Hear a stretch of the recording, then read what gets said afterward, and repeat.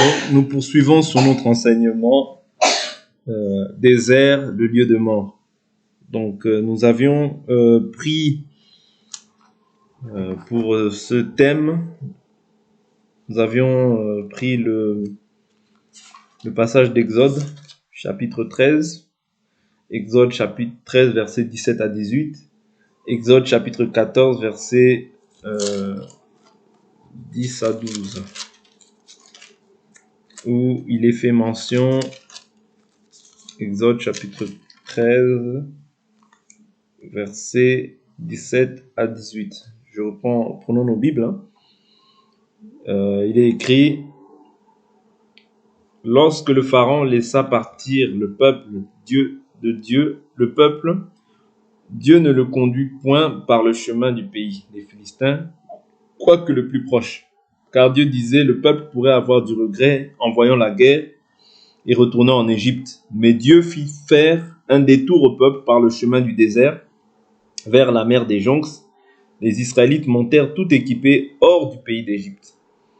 Moïse prit avec lui les ossements de Joseph. Bon, on va sauter parce que c'était 17 et 18 qui m'intéressaient. Et nous avions pris Exode chapitre 14, versets 10 à 12. 10 à 12, le Pharaon approchait, les Israélites levèrent les yeux, et voici que les Égyptiens s'étaient mis en marche derrière eux. Et les Israélites furent remplis de crainte et crièrent à l'Éternel. Ils dirent à Moïse, est-ce parce qu'il n'y a point de tombe en Égypte que tu nous as emmenés pour mourir au désert?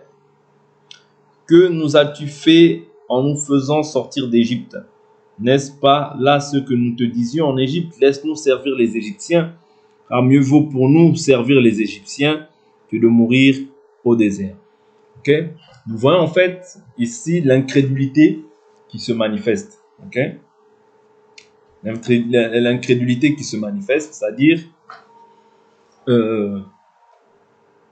l'incrédulité qui se manifeste, c'est-à-dire le manque de confiance, le manque de confiance, malgré qu'ils aient vu les signes, les prodiges que Dieu a fait par Moïse, mais la peur s'est élevée dans le cœur. Pourquoi? Parce qu'ils voyaient l'armée de Pharaon venir auprès d'eux. Et là, ils commencent à dire, mais il fallait nous laisser esclaves en Égypte plutôt que nous puissions mourir dans le désert. Donc nous avons vu qu'il y a deux types de morts. Il y a la mort en Égypte, quand tu es esclave, mais il y a la mort aussi dans le désert. La mort dans le désert, ici, nous typifions cela comme étant le fait de pouvoir se dépouiller des œuvres mortes, parce que c'est aussi une mort. La Bible nous parle dans Romains chapitre 6, laissons un doigt ici, la Bible nous parle dans Romains chapitre 6 de cette mort-là. Parce que lorsque on parle de la mort en Christ en réalité, comme étant le baptême, mais comme étant aussi le dépouillement des œuvres mortes. Romains chapitre 6, la Bible nous dit au verset 1, « Que dirions-nous donc? Demeurerions-nous dans le péché afin que la grâce abonde ?» Vous voyez, le péché, c'est un état de mort. Ok? Mais quand nous venons aussi à Christ, c'est aussi un état de mort. Mais la mort au péché, c'est-à-dire deux types de mort, mais deux types de mort qui sont différents. Parce que quand tu vis dans le péché, tu manifestes des œuvres mortes. Mais lorsque tu viens à Christ, tu meurs aussi au péché. Ouais. Une fois mort au péché, tu dois maintenant apprendre à vivre maintenant selon Dieu. Apprendre à avoir les raisonnements de Dieu, la pensée de Dieu. Ouais. Donc le désert, c'est un autre type de mort. C'est une mort qui te ramène à la vie. Et nous avions vu hier, en disant dans Jean 12, 37, qui dit « Si le grain de blé ne tombe en terre, il reste seul.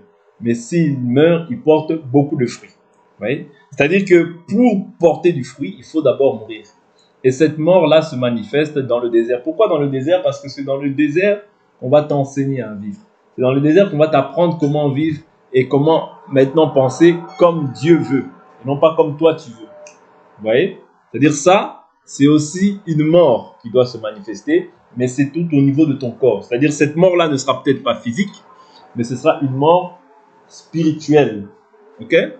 Ce sera une mort spirituelle. Donc, d'où il est très important que nous puissions comprendre que cette mort-là est essentielle si et seulement si nous espérons voir Dieu. Si nous voulons demeurer avec le Seigneur, il faut absolument que cette mort-là soit manifeste. C'est en cela que le Seigneur dit, c'est en cela que Moïse dira, à quel signe connaîtra-t-on que tu es avec nous? N'est-ce pas au fait que tu marches avec nous, mais au-delà de ça, que tu nous distingues parmi les nations. C'est-à-dire la distinction qui doit se faire, c'est cet état de mort qui a lieu dans le désert. Ok? Par l'enseignement, bien sûr. Parce que l'enseignement doit te rendre différent. Ok? L'enseignement doit te rendre différent. C'est un état de mort, mais vis-à-vis du péché. Ce n'est plus un état de mort quant à la chair. Bien que quant à la chair, nous allons mourir, mais nous avons l'espérance de la résurrection. Vous voyez, parce que quand nous ne mourrons pas sans l'espérance. Toi, tu meurs, mais avec l'espérance. Tu ne meurs pas comme tout le monde. Voilà pourquoi la Bible nous dit, j'avais dit, vous êtes des dieux, mais vous mourrez comme des hommes. Tu meurs comme un homme, mais tu as la nature de Dieu. Donc, comme tu as reçu la nature de Dieu de ton vivant, tu vivras.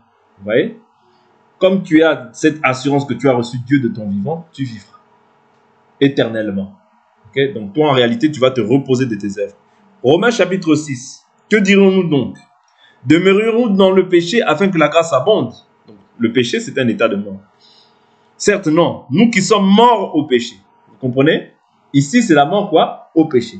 Donc, le péché, c'est un état de vie pour ceux qui sont en vie. Mais pour nous qui sommes morts au péché, quand nous voyons les gens qui vivent dans le péché, c'est un état de mort. Mais nous sommes morts maintenant au péché. Mais eux, c'est-à-dire ils vivent quant à la chair, mais nous les considérons comme morts. Et c'est ce que Éphésiens 2 nous dit. Ça ne se contredit pas, mais c'est simplement deux états différents. Est-ce que vous comprenez? Parce que dans Exode, nous avions vu qu'il dit quoi? Il dit au chapitre 14, verset 12, il dit « N'est-ce pas là ce que nous te disions en Égypte? Laisse-nous servir les Égyptiens, car mieux vaut pour nous servir les Égyptiens que de mourir au désert. » Vous voyez? Des raisonnements comme ça aussi peuvent s'élever dans mon cœur. Tu ne peux pas accepter de servir les Égyptiens, parce que si tu sers les Égyptiens, toi, en tant qu'enfant de Dieu, tu ne verras pas Dieu. Si tu es encore esclave, parce que l'Égyptien ici, nous le typifions comme étant Pharaon, chef de l'armée, ainsi que le démon ou bien les passions ou les désirs de ce monde. Oui? Lorsque toi, tu t'abandonnes à ces choses-là, oui? Parce que tu ne peux pas servir deux maîtres à la fois. Si tu es esclave de Pharaon, tu ne peux plus être esclave de Christ, n'est-ce pas? On ne peut pas servir deux maîtres à la fois. Soit on aimera l'un et on haïra l'autre. Soit on aimera l'un et on méprisera l'autre. Voilà pourquoi toi, quand toi tu sers Dieu, ouais, ceux qui sont sous l'emprise de la chair ne peuvent pas te supporter. Est-ce que vous comprenez? Parce que la Bible est claire. Vous voyez, la Bible est claire. Il en sera de la même manière qu'il a été des deux enfants. Celui qui avait été naquis selon la chair persécutait celui qu'il était selon l'esprit. Est-ce que vous comprenez? D'où toi, tu ne peux pas t'en faire lorsque tu es persécuté. Si tu comprends vraiment la pensée du Seigneur, c'est que tous ceux qui veulent vivre pieusement en Jésus-Christ seront persécutés. Vous voyez? Ça, c'est une écriture que nous devons vivre. Parce que quand tu vis ça, tu comprends que Dieu est avec toi. Est-ce que vous comprenez?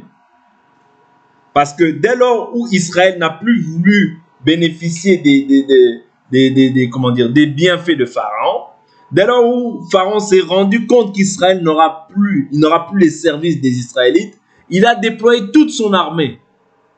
Pourquoi? Pour récupérer les Israélites. Pour que Israël soit toujours esclave de Pharaon. Or, la Bible nous dit quoi? L'esclave ne demeure pas dans la maison, mais le fils y demeure. Si le fils vous affranchit, vous serez réellement libre. C'est-à-dire que quand le fils vient, c'est pour te délivrer. J'ai entendu ta voix, j'ai entendu la souffrance de mon peuple et je suis descendu. Vous comprenez? Quand le fils descend, c'est pour délivrer. Ouais. Quand le fils envoie un serviteur, c'est pour délivrer. C'est pour que les gens deviennent libres. Est-ce que vous comprenez? Et la mort doit être constatée dans le désert. On doit voir que celui-là, il est passé d'un état de mort à un état de vie. Si quelqu'un est en Christ, il est une nouvelle créature. Les choses anciennes sont passées, voici toutes choses sont devenues nouvelles. Ouais. C'est nous nous avons été recréés en réalité, en Christ Jésus. Nous avons été recréés. Ce n'est pas... non, nous avons été recréés. Mais nous avons été créés en Christ Jésus. Pourquoi? Pour des œuvres bonnes que Dieu a préparées d'avance afin que nous les pratiquions. Ça, c'est Éphésiens 2:10. Vous voyez? Nous avons été créés en Christ Jésus.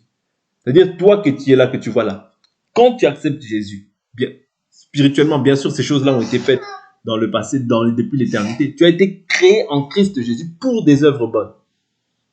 C'est-à-dire que toi, dans ta vie, on doit voir maintenant les œuvres bonnes. On ne doit plus voir les œuvres mortes. Est-ce que vous comprenez? C'est très important. Donc, on doit voir des œuvres de vie. Parce qu'il y a deux types de morts. Il y a la mort au péché, mais il y a la mort comme ça dans la chair. Je vous dis, Adam, lorsqu'il a péché, la mort agissait en lui. Or, cette mort-là, c'est quoi? C'est la séparation éternelle avec Dieu. Mais quand toi, tu acceptes la parole, c'est la mort au péché que nous constatons. C'est-à-dire, tu reprends la communion qui était perdue en Adam. Tu rétablis cette communion-là avec Dieu. Or, vaut mieux mourir au péché et être en communion avec Dieu que être mort, c'est-à-dire sans Dieu. Quand je dis mort, là, tu es dans un état de vie à la manière des hommes, mais spirituellement, tu es mort. Vous voyez? Et Israël, qu'est-ce qu'il se disait? Il se disait que fallait nous laisser qu'on reste esclaves de Pharaon. Mais si tu restes esclave de Pharaon, tu ne pourras pas vivre dans le désert longtemps. Tu ne pourras pas vivre dans le désert. Parce que le désert, en réalité, c'est pour ceux qui sont morts. Mais cette mortalité-là, c'est lié au péché. Cette mort-là doit te distinguer de tout le monde. Et cette mort-là, qu'est-ce qu'elle va engendrer? Elle va engendrer une odeur nauséabonde pour ceux qui vivent encore selon la chair. Voilà pourquoi quand les gens parlent de toi, non, surtout pas lui. Pourquoi? Parce que tu dégages une odeur nauséabonde. C'est-à-dire les œuvres de justice sont manifestes en toi, mais les œuvres de mort sont manifestes dans ceux qui vivent encore selon la chair. Voilà pourquoi la Bible est claire. Les Égyptiens ont en horreur de manger à la table des Hébreux. Quelle est notre nourriture? À nous, c'est cette parole. Est-ce que vous comprenez? C'est ça. Parce que là, nous sommes en train de partager, mais en réalité, nous nourrissons notre âme. L'homme ne vivra pas de pain seulement, mais de toute parole qui sort de la bouche de Dieu. Vous comprenez? C'est-à-dire, tu te nourris physiquement, oui, mais il y a la nourriture aussi spirituelle. C'est ça notre nourriture. Quand on dit allons à la table du Seigneur, c'est ça. C'est-à-dire que c'est la parole. Lorsque nous partageons cette parole, nous sommes à la table du Seigneur pour pouvoir nous édifier. Vous voyez? Mais lorsque tu parles avec quelqu'un de charnel, ou bien quelqu'un qui vit selon la chair, 2 minutes, 3 minutes, 5 minutes, il en a marre. Commence à taper des pieds. Quand est-ce que ça termine? Quand est-ce que ça termine? J'en ai marre. Quand est-ce que ça termine? On prie. Encore la prière. Parce qu'il vit encore comme un Égyptien. Or, si tu restes à l'état d'Égyptien, tu ne verras pas Dieu. Tu ne peux pas voir Dieu. Si tu restes Égyptien, tu ne peux pas voir Dieu. Oui. Voilà pourquoi quand on parle de cette parole, quand on dit on va prier, mais quand on va dire on regarde la télé, des choses qui n'ont pas de sens, là, l'Égyptien, il aime ça. La distraction, l'Égyptien, il aime ça. Il peut rester même toute la journée. Mais 1 heure, on va prier. Quand est-ce que ça s'arrête? Là, tu vois, la personne commence à être énervée, change de visage. Pourquoi? Parce qu'il vit encore comme un Égyptien. Or, si nous partageons cette parole, c'est afin que la connaissance augmente, c'est afin que les désirs du corps puissent mourir. Il n'y a rien d'autre que ça. Vous voyez? Le but de cette parole, c'est de tuer l'Égyptien, d'enterrer l'Égyptien. Quand je dis l'Égyptien, c'est la chair. Okay? C'est ta chair et les désirs qui sont attachés à cette chair. Parce que cette chair, elle a des désirs. Cette chair, elle a une volonté. Oui. Donc, tu dois enterrer cette volonté afin de vivre maintenant en nouveauté de vie. Mais ce ne sera pas chose facile. Voilà pourquoi la Bible nous recommande de nous entretenir chaque jour. C'est-à-dire de nous exhorter chaque jour sur notre très sainte foi. Afin que quoi? Personne ne s'endurcisse par la séduction du péché. Parce que le péché a toujours la capacité de pouvoir vous endurcir. Et quand tu t'endurcis, on te parle, tu t'endurcis, on te parle, tu t'endurcis, c'est pour ta mort. Souvenez-vous comment le péché agit dans l'homme. Que personne ne dise qu'il est tenté, chacun est tenté par sa propre convoitise, qui l'attire et le séduit. Oui, la convoitise, une fois enfantée, engendre le péché. Le péché, parvenu à son terme, engendre la mort. Vous comprenez? C'est-à-dire qu'il faut faire attention. Voilà pourquoi nous nous exhortons sur notre foi, afin de ne pas nous endurcir, afin de rester constant dans cette voie. Oui, parce que nous empruntons la voie royale. Nous ne pouvons nous détourner ni à gauche, ni à droite. C'est ça qu'avait dit Moïse. Nous emprunterons la voie royale, le chemin royal. La voie royale, c'est cette voie-là, dans laquelle nous sommes. Mais maintenant, tu dois veiller sur ta vie. Veille sur ton cœur. Veille sur tes pensées. Parce que l'ennemi est là, il envoie aussi des traits enflammés pour pouvoir t'éloigner de la volonté de Dieu. Pas pour autre chose, pour pouvoir te distraire, t'éloigner de la volonté de Dieu. Souvenez-vous, Israël, ils mangèrent, s'assirent et burent, ils dirent à Aaron, fais-nous un veau d'or. Vous voyez? L'excès de distraction, attention, j'insiste sur ces choses-là, nous détourne de la volonté de Dieu. La mort doit être constatée. Si tu veux avoir part au royaume, si tu crois réellement que tu es encore un enfant de Dieu, si tu veux encore servir Dieu, il faut absolument qu'on puisse voir le cadavre manifesté en toi. Il faut qu'on puisse voir Christ crucifié en toi. Tant que les gens n'arrivent pas à voir Christ en toi, c'est difficile pour que Dieu puisse même attester. Ce sera difficile parce que il est important. Pourquoi les premiers chrétiens pouvaient voir Christ en eux? Pourquoi pas nous? Si nous sommes animés du même esprit. Les premiers disciples, on pouvait dire que ce sont des chrétiens. Et pourquoi pas nous? Nous avons le même esprit. Oui. C'est un test. Ok? Un païen te voit, il doit dire non, celui-là il est différent de nous tous. Oui. C'est un test. Continuons dans Romains chapitre 6. Verset 3. Ignorez-vous que nous tous qui avons été baptisés en Christ Jésus, c'est en sa mort que nous avons été baptisés. Nous avons donc été ensevelis avec lui dans la mort par le baptême, afin que comme Christ est ressuscité d'entre les morts, par la gloire du Père, de même nous aussi nous marchions en nouveauté de vie. Oui. Christ, nous sommes ensevelis avec lui par la mort dans le baptême, mais nous sommes ressuscités avec lui. Et comme ça, en cela, comment est-ce que nous marchons? En nouveauté de vie. C'est ça le désert. Le désert, c'est-à-dire la mort, c'est aussi le baptême, mais la mort, c'est aussi la mort au péché. Oui. La mort au péché pour marcher maintenant en nouveauté de vie. Ok? Et c'est ça ce que Israël dit.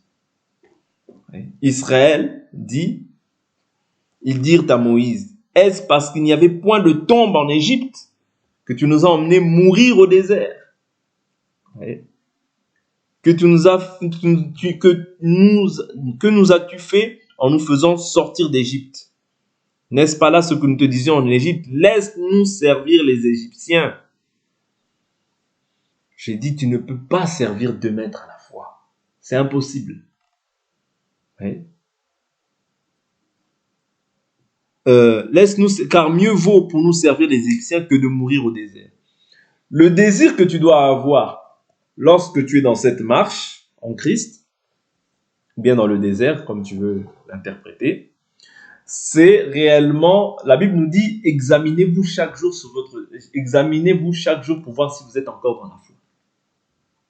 Comment est-ce que tu vas t'examiner? Le fait de s'examiner ne veut pas dire que tu es devenu parfait. Non. Mais nous sommes les parfaits à la surface de la terre. Le fait de t'examiner veut dire quoi? Quand tu regardes le commencement de ta foi, tu regardes aujourd'hui, tu vois qu'il y a une évolution.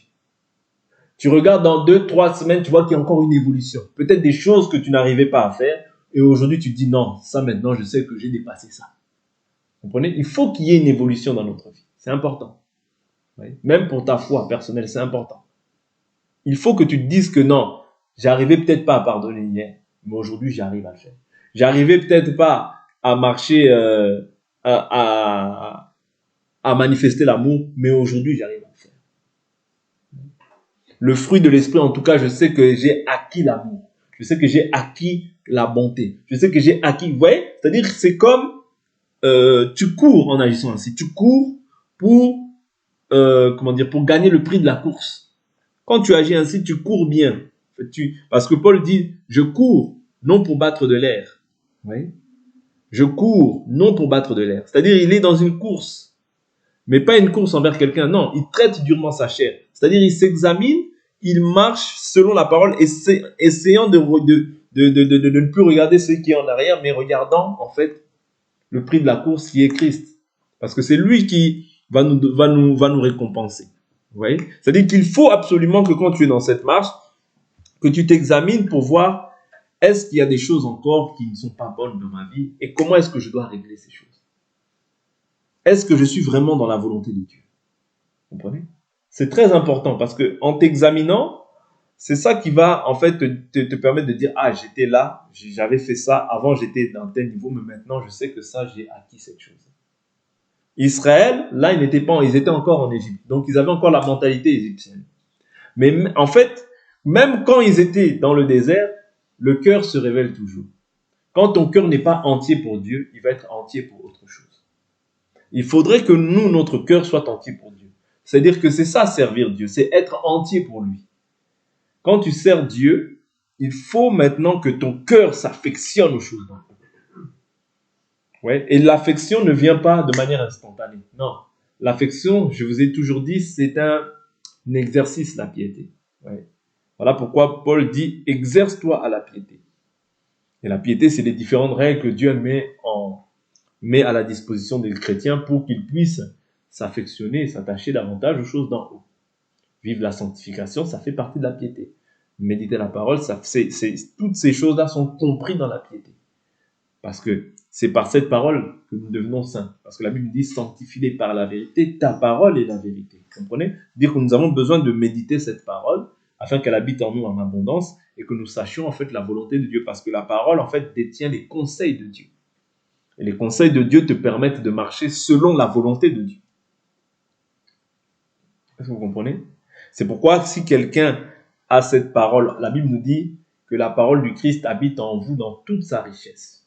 Instruisez-vous par des cantiques, par des psaumes, par des hymnes. C'est-à-dire, plus cette parole habite en toi dans sa richesse, c'est-à-dire c'est toute une richesse déjà que tu détiens, que tu possèdes, mais plus maintenant tu seras apte à pouvoir maintenant juger, à pouvoir maintenant discerner. Vous voyez, parce que le discernement, on ne peut pas l'exercer sans connaissance, non. Un discernement sans connaissance, ce n'est pas un vrai discernement. Je prends un exemple. Tu peux voir quelqu'un qui a une bouche comme ça, tu te dis, lui, je crois que c'est un sorcier. Ça, c'est un faux discernement. C'est-à-dire que tu n'as pas discerné, en fait, selon l'Écriture. Oui. Tu peux voir quelqu'un qui était peut-être, je ne sais pas moi, tu peux voir quelqu'un peut-être qui marche avec un pécheur, directement, tu te dis, non, lui, s'il marche avec le pécheur, c'est un pécheur. Non. Vous voyez, le discernement s'exerce par rapport à la connaissance. Voilà pourquoi la Bible nous dit, vous adorez ce que vous ne connaissez pas. Nous, nous adorons ce que nous connaissons. C'est-à-dire pour adorer, pour discerner correctement selon la volonté de Dieu, bien sûr, il y a le discernement humain aussi qui peut agir. Mais le vrai discernement, il vient aussi, c'est-à-dire il s'accompagne aussi de la connaissance. Oui. Parce que n'oublions pas, nous avions vu aussi que la chair et le sang peuvent aussi révéler des choses. Okay?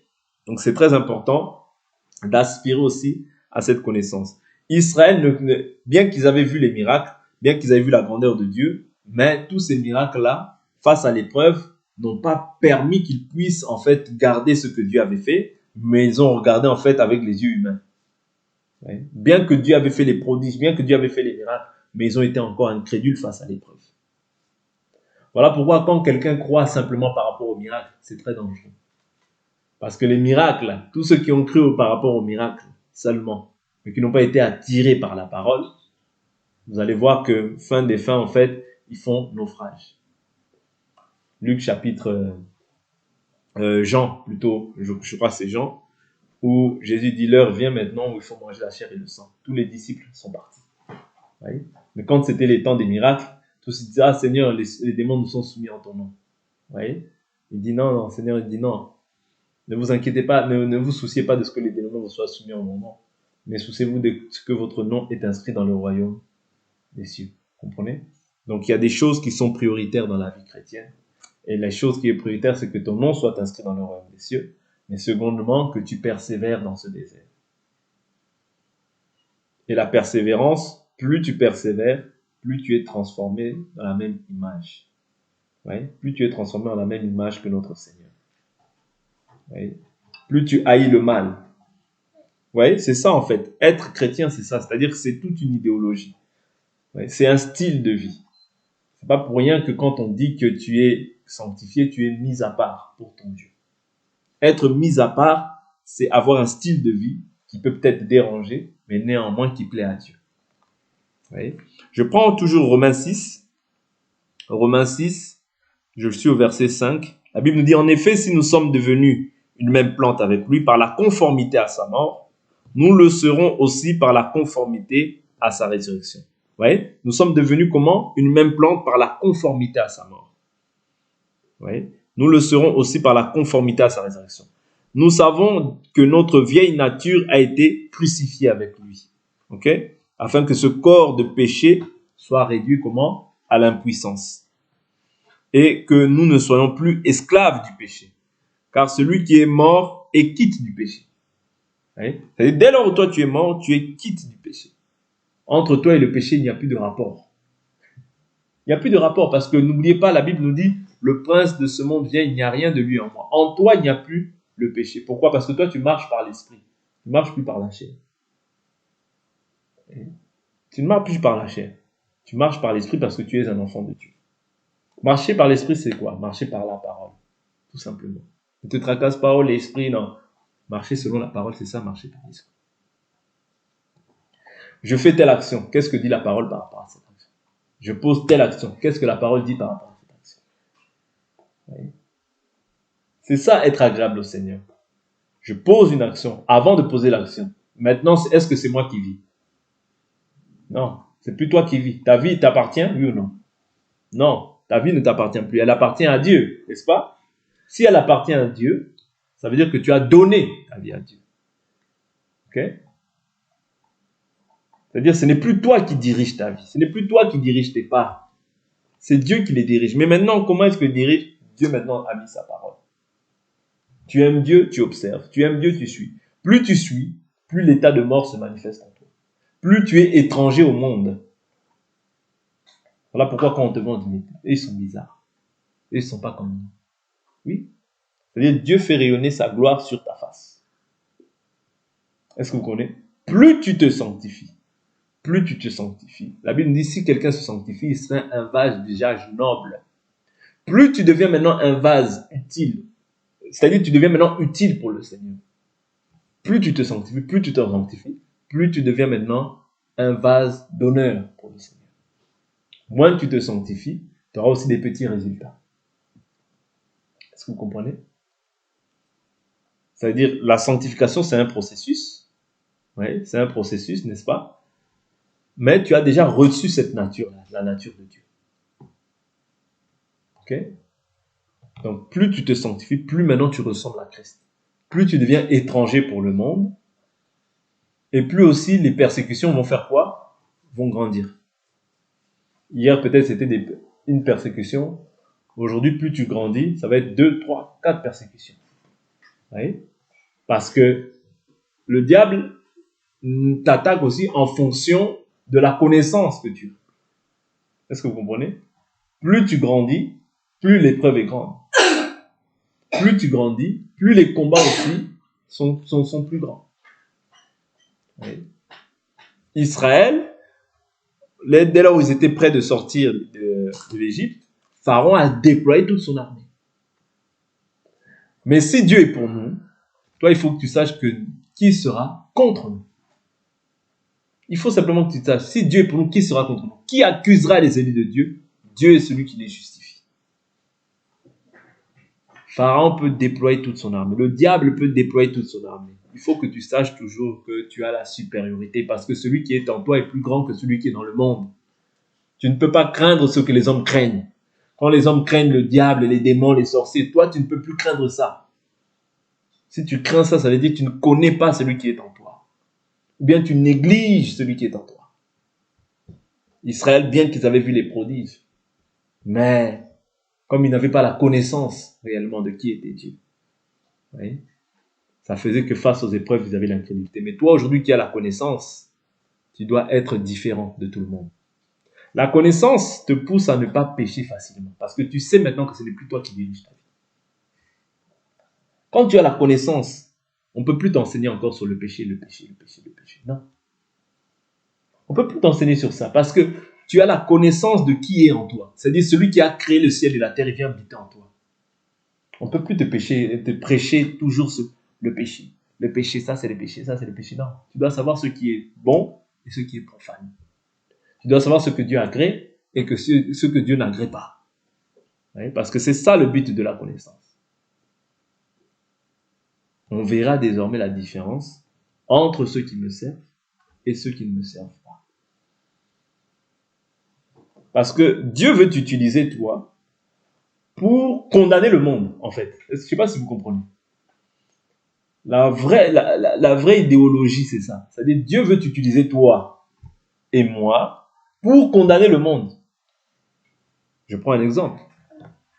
Dieu a suscité Pharaon pour susciter en lui toute sa gloire. Mais Dieu a descendu Pharaon pour qu'on puisse aussi, c'est-à-dire pour que la gloire de Dieu soit, pour que le nom de Dieu soit réparti, ou bien, non, pour que le nom de Dieu soit proclamé parmi les nations. Pour que les nations sachent que non, non, non, non, non. Le grand Pharaon là, le Dieu tout-puissant des Israélites, a jugé Pharaon. Est-ce que vous comprenez? Dieu a jugé Pharaon. De même aussi, Dieu maintenant nous utilise, nous, les enfants de Dieu. Afin, c'est-à-dire que nous sommes maintenant comme une maquette pour ceux qui sont dans le monde. Voyez, et une maquette dans laquelle sa gloire rayonne. C'est-à-dire que quand maintenant toi, tu es à l'image, à la ressemblance de Dieu, Dieu t'utilise pour que, c'est-à-dire qu'au travers de nous, qu'on puisse condamner le monde en réalité. Est-ce que vous comprenez? Voilà pourquoi quand toi tu te présentes dans un endroit, les gens sont mal à l'aise. Ah, encore eux, ceci, cela. Pourquoi? Parce que Dieu t'utilise comme une maquette pour le monde. Et même si tu ne parles pas, mais juste ta présence dérange. Mais elle ne dérange pas pour que toi tu puisses te glorifier, de dire que oui, c'est... Non. C'est-à-dire que Dieu, au travers de toi, il veut, en fait, même si tu ne parles pas forcément, mais au travers de toi, en fait, tu deviens maintenant une lettre écrite par le ministère. C'est-à-dire que tu deviens une lettre de Christ. Quand tu es une lettre de Christ, tu deviens maintenant un jugement pour le monde. Quand le monde te voit, il voit Christ au travers de toi. C'est ainsi que le monde aussi ne pourra pas dire qu'ils n'ont pas connu Dieu. C'est-à-dire que même toi, tel que tu es, quand tu es bien vêtu, les gens ils savent que non, non, non, si elle s'habille comme ça, avant elle était comme ça. Avant elle mettait des mini. Avant elle faisait tout ce qui était compliqué. Mais maintenant, quand les gens te voient comme ça, ils savent que tu fais ça pour Dieu. Et c'est comme ça que Dieu aussi juge le monde. C'est comme ça que les gens même qui ne croiront pas seront aussi jugés. Tu as vu ma fille Sandra, tu as vu ma fille Janice, tu as vu mon fils Kenny, tu as vu... ils étaient là, ils vous annonçaient l'évangile. Mais vous n'avez pas cru. Est-ce que vous comprenez? C'est-à-dire Dieu veut nous utiliser aussi comme des maquettes à la face de ce monde. Pour que personne ne puisse échapper au devant de Dieu. Personne ne puisse dire je n'ai pas entendu. Non. Tout le monde entendra l'évangile parce que la Bible nous dit l'évangile a été prêché à toutes les nations sous le soleil. Même ceux qui sont dans le faux évangile, dans les faux évangiles. Dieu veut nous différencier de ces gens-là. Dieu veut nous différencier de ces gens-là. Voilà pourquoi ces gens-là même qui prétendent être en Christ, mais ils t'aiment toujours pas. Mais ils prétendent être en Christ. Pourquoi? Parce qu'ils sentent l'odeur. C'est-à-dire l'odeur n'est pas la même. Ouais, l'odeur n'est pas la même. Même pour eux, nous sommes une odeur nauséabonde. Pourquoi? Parce qu'ils sont dans le faux. On verra, ça se voit. Ouais. Ne vous dites pas qu'on ne voit pas. Non, on verra. Voilà pourquoi ne te conforme pas. Même s'il y a des choses qui sont difficiles, prie Dieu qui puisse te donner la force. Mais quand tu fais ça, sache que Dieu est glorifié. Souvenez-vous, hein, je vais m'arrêter là. Lorsque Dieu voit Satan passer, il dit, Satan, as-tu vu mon serviteur Job? Il craint Dieu et s'éloigne du mal. C'est-à-dire Dieu est glorifié quand on fait sa volonté. Dieu est glorifié quand on fait sa volonté. Mais cette gloire-là, c'est pourquoi? C'est pour aussi condamner aussi les fils du diable. Et pour que le diable aussi puisse dire, voilà, ce sont des vrais, véritables enfants de Dieu. C'est-à-dire les fils du diable, nous sommes là pour apporter un jugement. C'est-à-dire le jugement que nous apportons là, c'est un jugement où nous parlons de la parole, pour qu'il puisse éviter au véritable jugement qui va s'abattre sur la terre. Est-ce que vous comprenez? C'est ça le but pour lequel tu es chrétien. Tu n'es pas chrétien pour dire oui, je suis chrétien du lundi au vendredi et le week-end après tu deviens encore païen. Non. Si c'est ça, tu n'as pas compris en fait le fait d'être chrétien. Chrétien, c'est tout le temps. Ouais. Chrétien, c'est tout le temps. Et c'est ça le plus dur, rester dans cette constance-là. Ne pas nourrir les sentiments anciens. Ne pas avoir la nostalgie des choses passées. Ouais. Parce que tu dois voir le reste qui est passé comme de la boue pour fixer les regards vers Christ. Si tu crois que réellement Christ est en toi, le corps est mort à cause du péché, mais l'esprit est vie à cause de la justice. On va s'arrêter là pour aujourd'hui.